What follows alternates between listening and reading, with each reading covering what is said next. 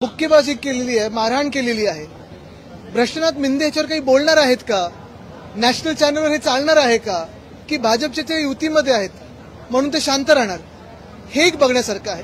दुसरं म्हणजे आपण पाहत असाल की आम्ही विधान परिषदेत त्याच्यावर कारवाईची मागणी केलेली आहे।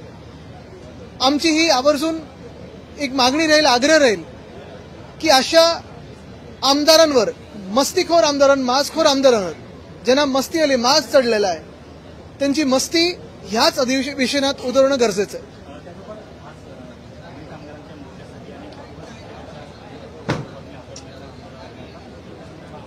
आम्ही दुपारी उद्धवसाहेब, मी, अनेक नेते आम्ही शिक्षकांचा जो मोर्चा होता तिथे, गिरणी कामगारांचा जो मोर्चा होता तिथेही गेलो होतो।